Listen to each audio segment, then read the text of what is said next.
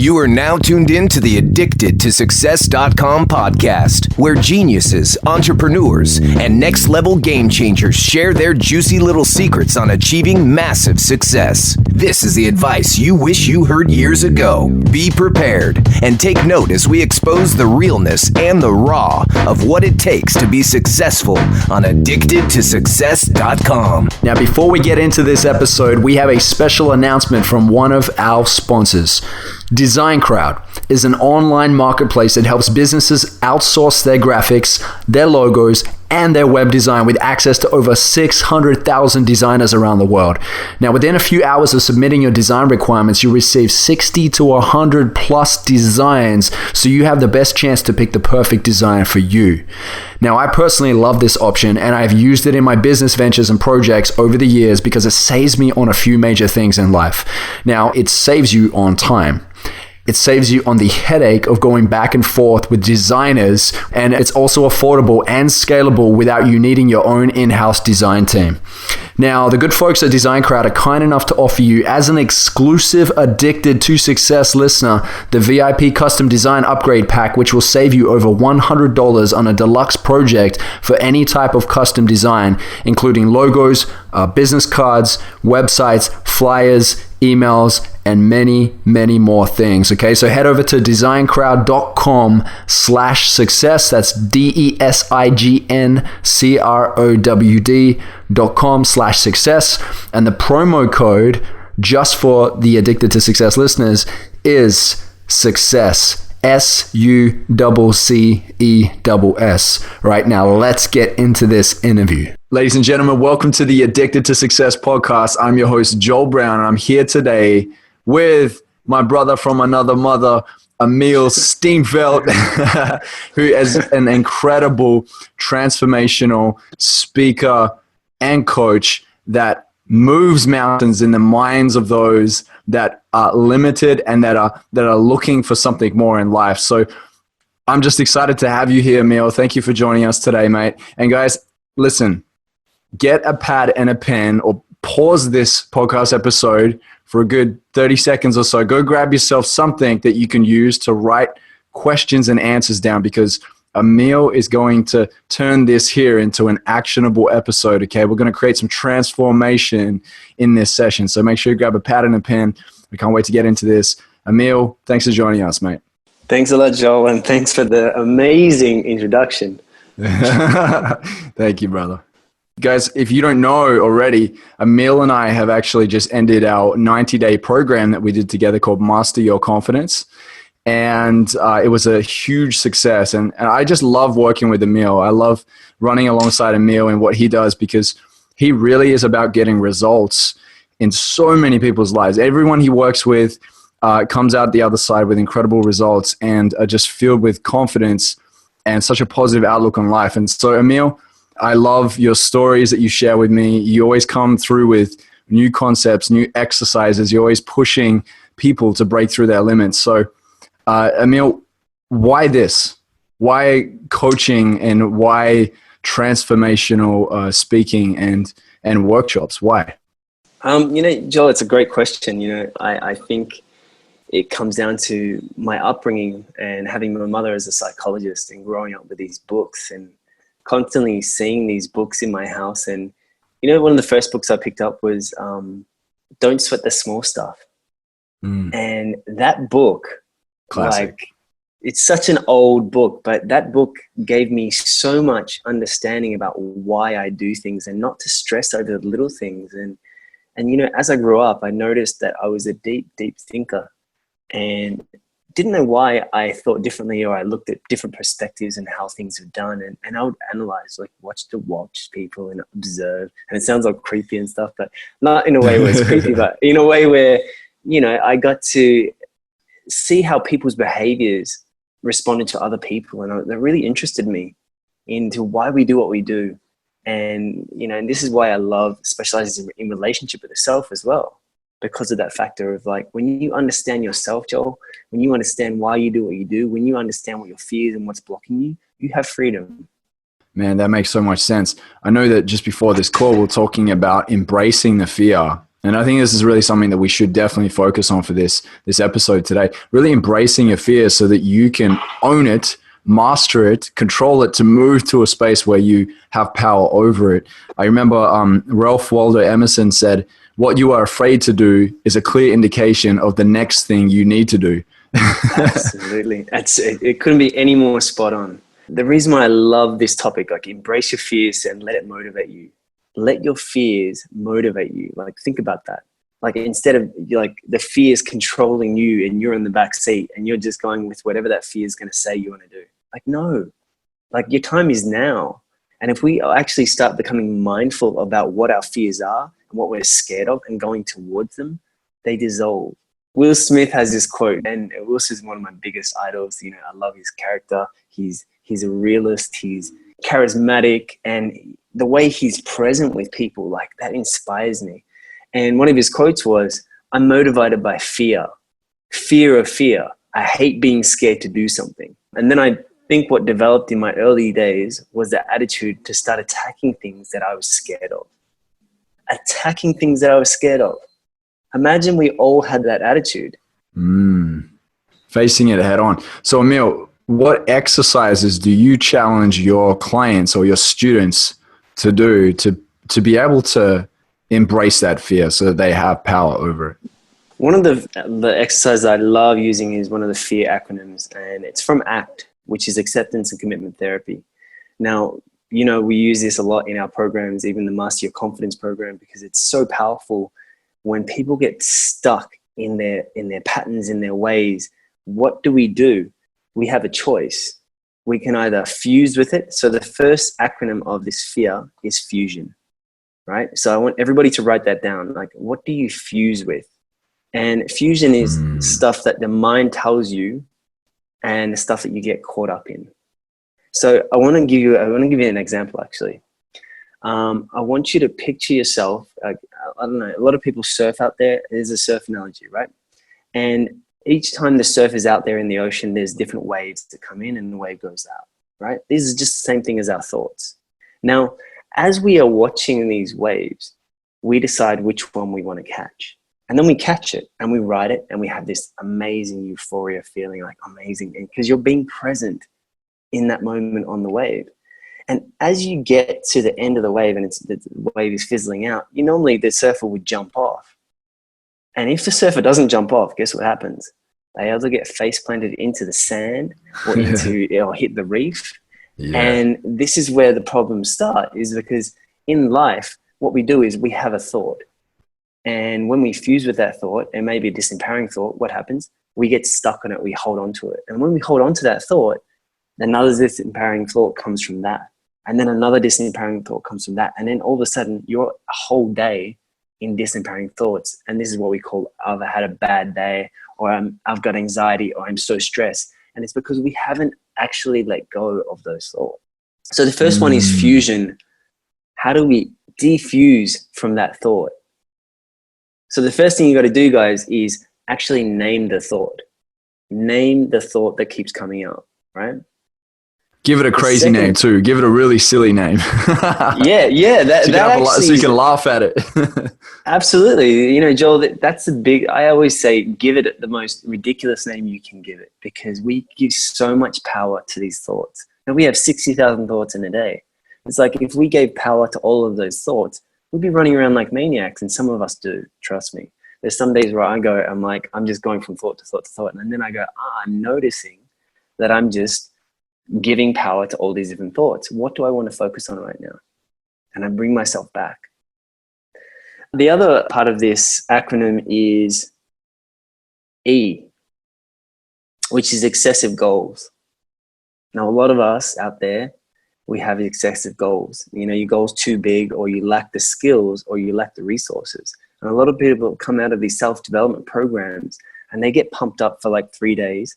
And they're like, yes, I'm going to fix my life. I'm going to fix whatever I've been holding on to for like 25 years. And I think I'm going to get it done in like 3 days.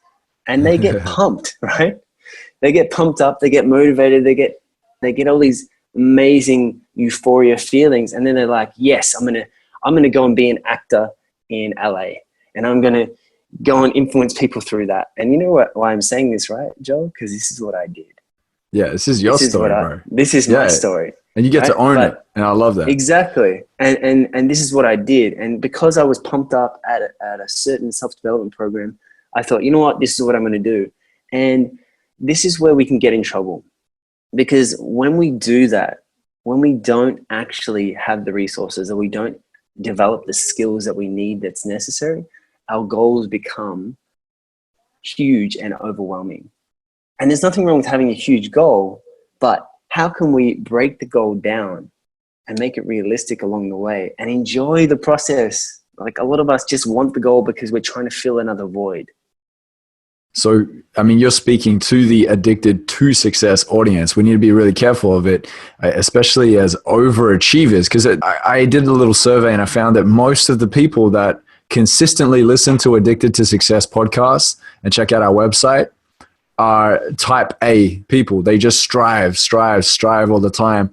And you're right. Like if you are in fear or stress, the reason being is because you believe or you convince yourself that you don't have the resources to overcome whatever that challenge is.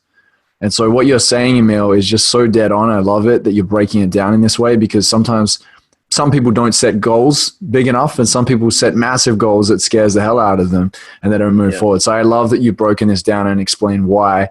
What's the A part of fear? So the A part of fear is avoidance of discomfort.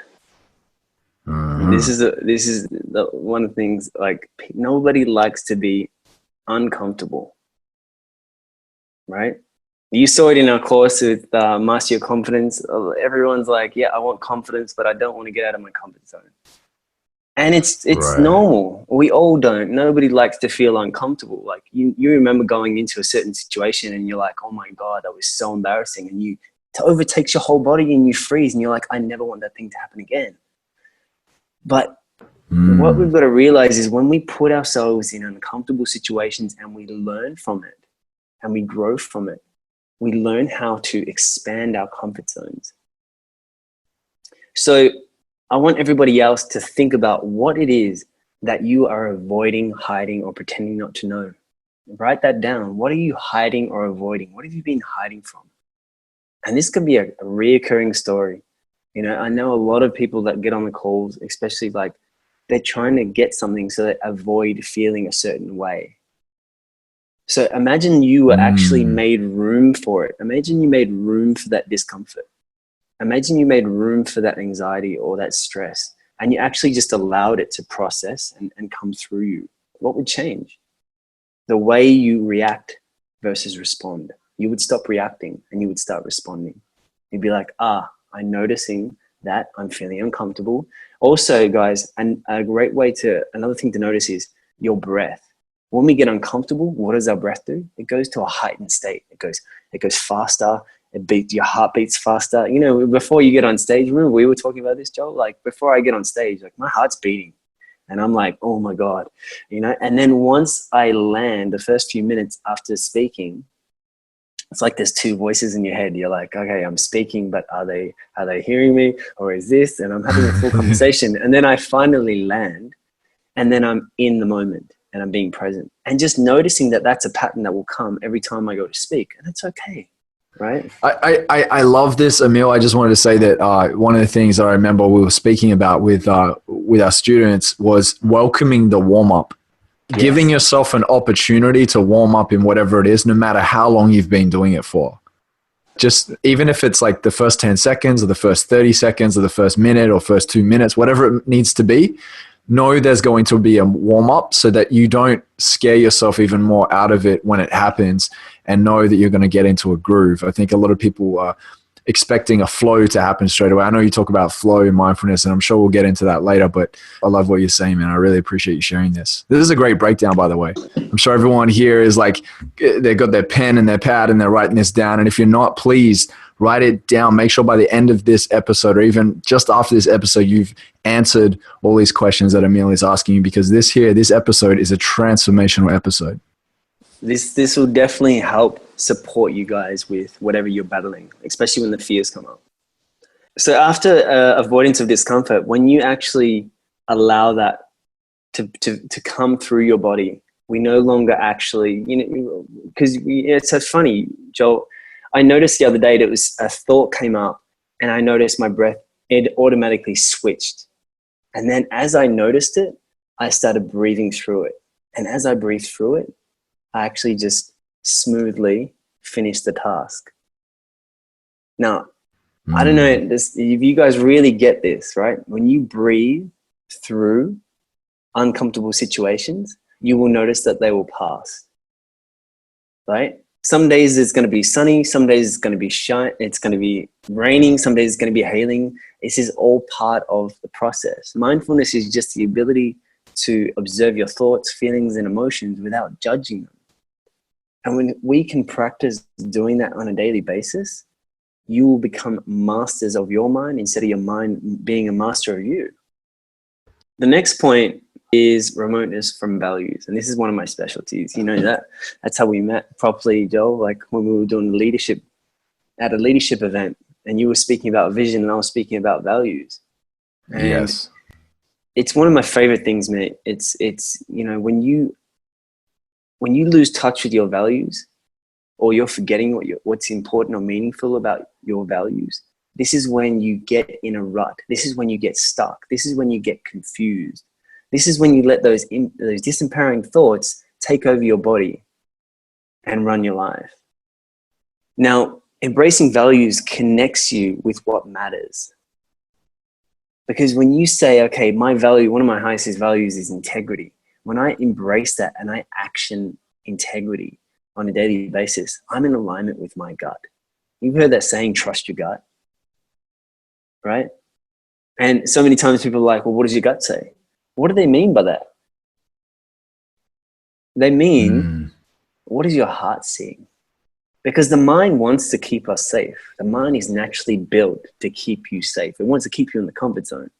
It doesn't want you to do bigger things because it's like, ooh, from back in the day, from 1830 BC, when there was like saber-toothed tigers, it was like, you could get eaten.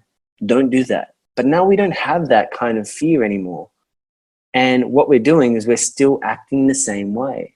So what we've got to do is notice when our mind is trying to keep us safe and what our heart really wants to do. So when you find out what your values are, when you embrace, so some people probably won't know what their values are.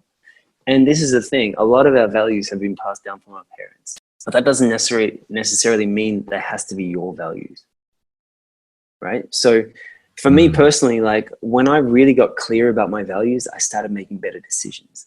I started trusting myself more. I started following through with things that I never used to follow through with, because one of my values is consistency. One of my top values is consistency. So an exercise that you guys can do, like the people that will listen to this podcast, is name 5 people that inspire you, that you admire. And I want you to write down, there's an exercise, there's so many probably templates on the internet where you can Google values. And I want you to name 10 values for each of those 5 people. And as you write those 10 values for each of them, you will start to notice a pattern between those 5 people. Oh, I love it. And these are the values that you want to embrace and action. Now, without action, there is no result.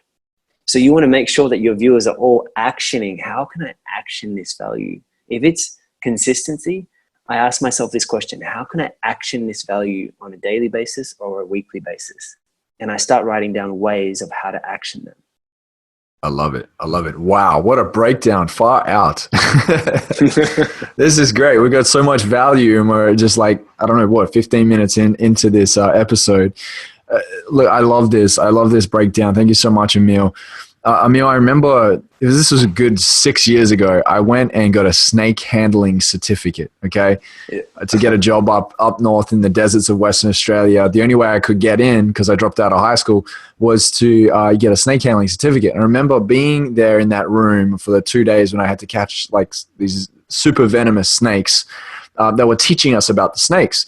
And there was such a great story that this instructor broke down to us and shared with us. He said that there was an Aboriginal kid that lived in Australia, up north in the desert too. And he grew up in his tribe where they would catch crocodiles and eat crocodiles. Okay. And so he was around that ever since he was a little kid. So he was part of the hunt and would be catching these crocodiles and skinning and so on. And then he had this huge problem where he was so scared of spiders because when he was young, his mom told him to be very careful of spiders. So at nighttime, he couldn't even sleep with the light off. He needed a candle burning or light on because he was so scared of spiders, yet he was out there hunting and jumping on live crocodiles. And what it is that it's what we, like you said, adopt, what we choose to adopt. And also fear is essentially a misunderstanding. That's the way that I've looked at it for so long in my life, which has helped me so much, is that I probably fear that because I misunderstand what it's really about. I want to seek to understand, right? Absolutely. And the same, we applied the same thing in the snake catching assignment that we had. It's the more we learned about the snakes and their characteristics and the danger zone and then the safe zone of it all, the less we feared because our level of understanding matched our level of fear. The fear never actually drops down. It's just that our understanding reaches that level and we can match it. And the fear never goes away. It never does. And that's why there's no word in the dictionary that says fear none. There's fearful and fearless. Yeah. Right? Yeah. A great example, Joel, of that is I have clients that will come to Bali and have done my retreats, and I've noticed they've had a fear of the ocean. And usually it takes me roughly 20 minutes to get them in the water and to dive under a wave. And I do a full breathing exercise. So what we do is we walk like knee length into the water and we just watch the waves and we notice what's coming up in us. And this is a great exercise. I mean, unless you're being supervised, don't go jumping in the ocean thinking, especially in Western Australia because there's great white sharks. Sharks, South Africa, where you're actually from, South Africa, right? There's Exactly. Don't be doing it around there. But in Bali, it's super safe. There is no really sharks around that will eat you. But what we do is I would get them to go into the water and go knee deep and then just not watch the waves. And like you said before, the fear is not the ocean. The fear is that I don't understand what will happen to me if I go into the ocean. Now, the first question I asked this girl I was like, can you hold your breath? I go, how long can you hold your breath for? She goes, I don't know, like 15 seconds. I was like, no, that's a lie. She said that because she was already in the state of angst, anxiety, fearing what is going to happen in the future. I said, do it for me now. Hold your breath. Let me count it. She held her breath for easy 30 seconds. And that's not even a lot. But the fact that she can hold her breath for 30 seconds, I said, all you need to do is hold your breath for at least 10 seconds, and then you'll be able to jump up. So in that moment, I broke down what she needs to do when we're diving underneath the wave. So we got a little bit closer, and the wave hits us, and I said, just breathe. And then I say, okay, we're going to jump under this small wave. And we started small.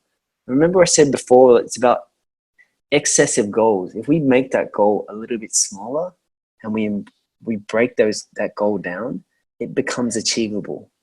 It doesn't become overwhelming and it doesn't take over our whole body, and we don't give up straight away. We want to run from it or hide or avoid, right? So in that moment, we broke that goal down to just small waves and we just jumped under. And as she jumped under the small wave, that little bit of fear/excitement jumps up, and she jumps up and she starts laughing like, oh my God. And I'm like, cool, notice it, just breathe with it. And then we went under the next one. And then we went to the bigger waves. And then next minute, we're in the surf and she literally waves and she's just diving underneath it and coming up. And boom, fear dissolved. Wow. Because she understood it. And this is what it takes, dude. Like the way I describe that as well is when we are being mindful of our thoughts, feelings, and emotions without judgment, we're not getting caught up in them. We're not getting caught up in the shallow parts of the surf. We're not getting distracted by people gossiping and what people are going to say about us. We're going deeper. We're going underneath. Because we're underneath what's happening underneath the wave. It's flowing from side to side, Joel. This is why surfers, they duck dive. They duck underneath the wave and they come up because they miss all that I call it the gossip and the garbage talk and the fears on top that distract us. Yeah, I remember seeing it was like a list on the net. It might have been on Instagram or somewhere like that. And someone said, this is the reality of fear, that you're not scared of the dark. You're scared of what may be in it. You're not scared of heights. You may be scared of falling. It's never the thing that you think right at entry point. It's always the something that's on the other side. And I think that your analogy shares that with us quite well, where it makes you think about like, what am I actually fearing? Or am I just like reacting to this thing in this like kind of survival mode? And there's a difference between surviving and thriving, right? So to thrive, you need to embrace your resources and your confidence. What are a few things that you would say are really important to know in your life and to apply to your life to stay confident? Following through. Right. You know, when I say something and I follow through, all I'm doing is telling myself that I'm trusting myself that I'm going to get that done. And when I do something so small, like even just simply writing a list, guys, write a list. And this is where you will start. The list can be 5 things. Doesn't need to be huge. People have these massive to-do lists. Just have a list of like two to 5 things. And the moment you start following through and finishing those things, you start to tell your subconscious mind that I am actually worth this. It's like this story versus like you writing this list and not doing it each day and letting it go on to the next, oh, I'll do it tomorrow, oh, I'll do it tomorrow. You're telling yourself that you're not worth it because you're pushing your dreams away every single time you don't follow through with something. So you're reinforcing that, hey, no, I do have the skills. I am valuable enough to do this. So in turn, your self-esteem, your self-value increases. Yes, just by something so small as in ticking it off the list and going, yes, and acknowledge yourself as well at the same time when you do it.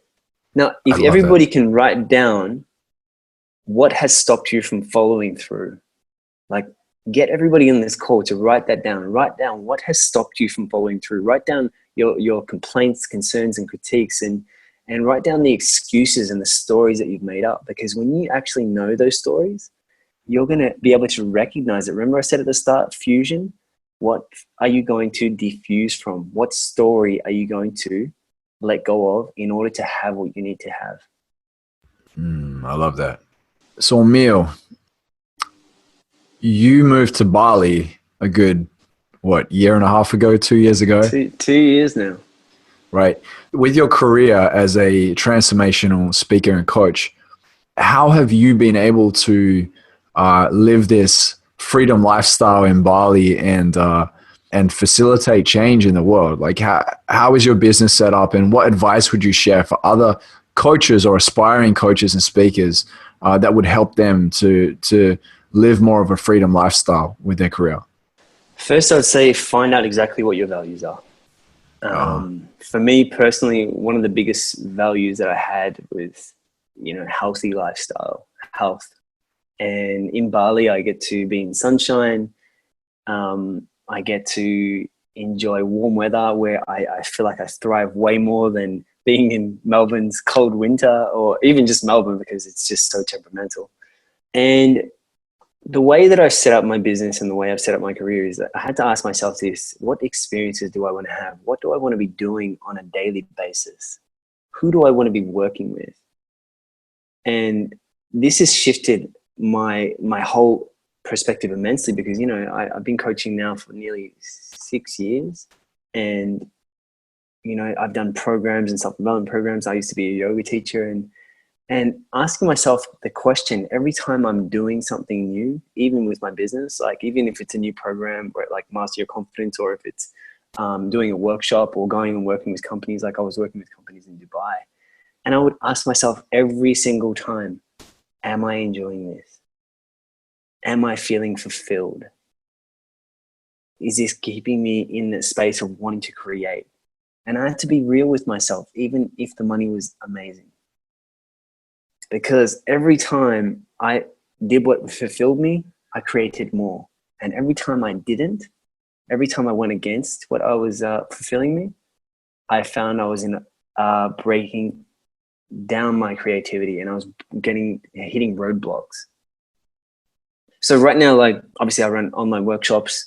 I have retreats in Bali, and I have a clothing line called Conscious Teas that actually is going to launch very soon online. And I have a shop in Bali in Seminyak where I sell my stuff. And right now it's just about streamlining everything so that everything flows to each one. So that I'm not going from thing to thing to thing and running around like crazy, because it's like, what's the point?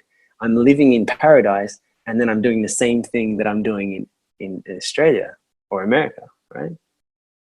So for me, it's about asking myself, okay, how do I want my day to look like? You know, I love to exercise. I make sure I have a personal trainer, train in the mornings, do my meditation, and then I start my day.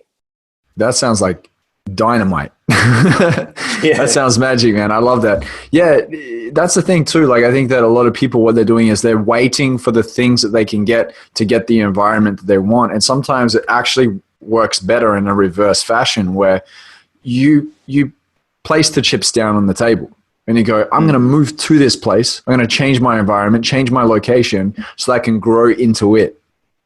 Right. And so that you surround yourself with your values. That's what you're doing. You're surrounding yourself with your values so you stay lit, passionate, in spirit, inspired, right? Because you've got everything around you that you want even more than you did before, and everything feels even more possible. And you hit it on the head, Joel. Like, I didn't have a lot when I came to Bali. Like, all I knew is like, I asked myself, okay, how much do I need to, because, you know, I was making great money even in Australia. And, you know, I was still had clients and people were like, well, why are you moving to Bali and you're going to start again? And I wasn't fearful of failing, actually. And that's something I learned a long time ago. I just thought to myself, what do I need to work out for the next 6 months? And I'll figure it out. And that's trust. Right. Yeah. That's trusting that I will meet the right people. I will keep hustling. And I did. In the first 6 months, you know, I met my manufacturer, who is actually one of my business partners for my shop now in Seminyak. I met people in different areas because I was specific with what I wanted to create.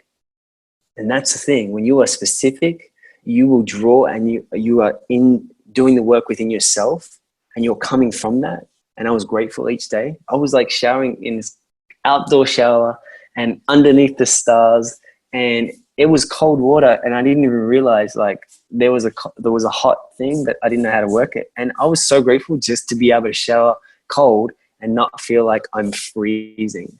And that singing a Hakuna Matata, under the stars, but naked. That's confidence. Yeah. So, you know, like that inspired me to just be like, okay, and just notice the new things. And I have to consistently remind myself, Joel, even when I'm in Bali, like, you know, to get out again, keep doing the things that I love doing that fulfill me, because we can get complacent. We can move to new places and go, okay, cool, now I'm bored. And what's the next thing?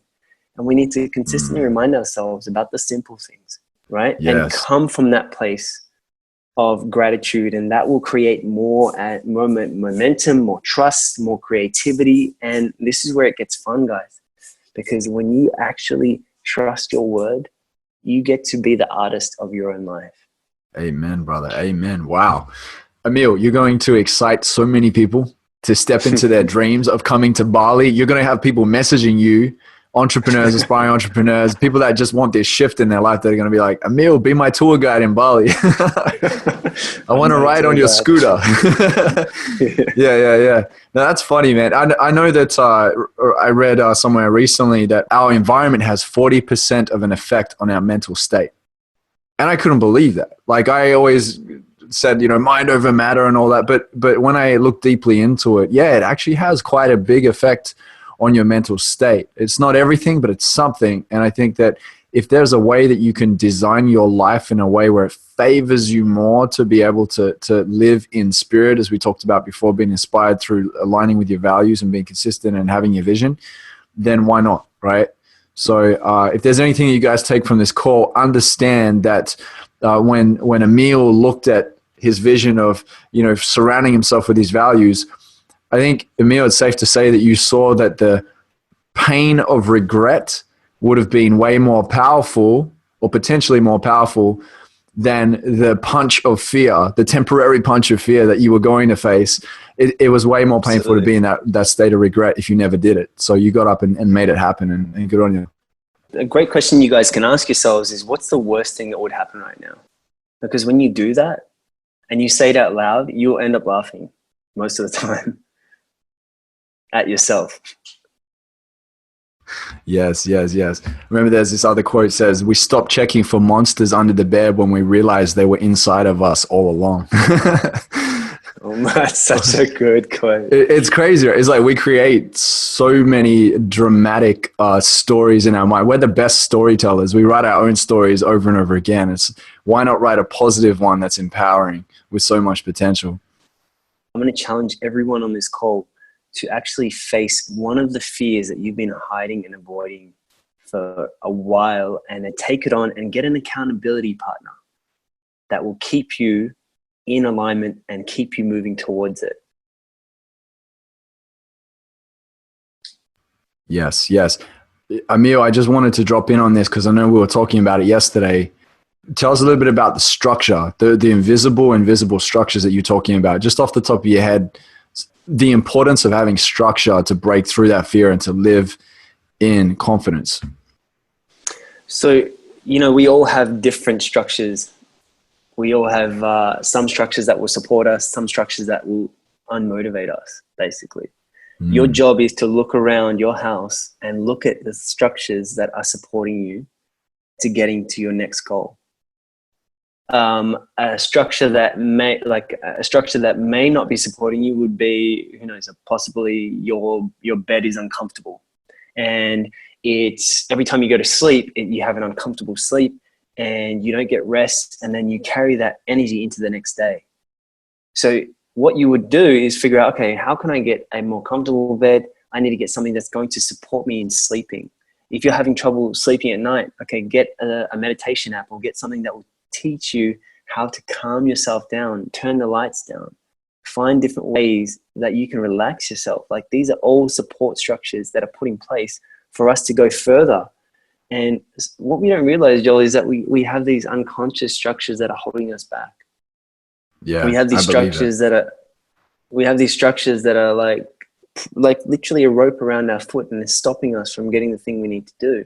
And it could be something as simple as like putting your phone on silent and not looking at it for the first part of your day, so that you can get the things you need to get done, and then attend to your emails or attend to Facebook or whatever you do. I love that. I think that we have an inside environment and an outside environment. You got to check both. You can't just go, it must be that environment there. What's going on within your own thoughts too?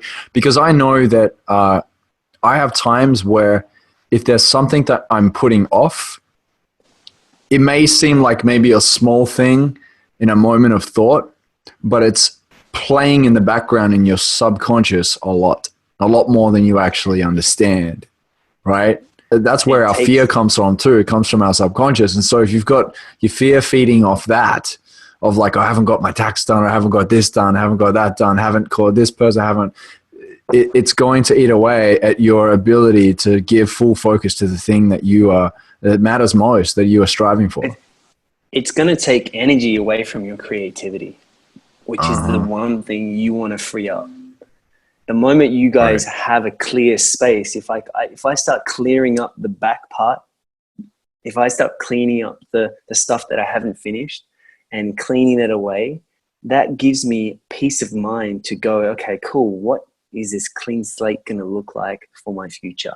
Versus, I'm just going to add some stuff to this, and I'm going to add more. And we do this, we all do it, where we I'll read 5 books, and as we're reading all these books, it's like it comes to a state of like, I'm reading so much, but I'm not actually implementing anything. And I'm bringing more and more and more, and I'm trying to stuff more information in, but not actually practicing it. So it's like, get one book, get one thing and finish it. When you do that, you actually give yourself permission, and you actually tell your subconscious again that, hey, I followed through with that and I finished that.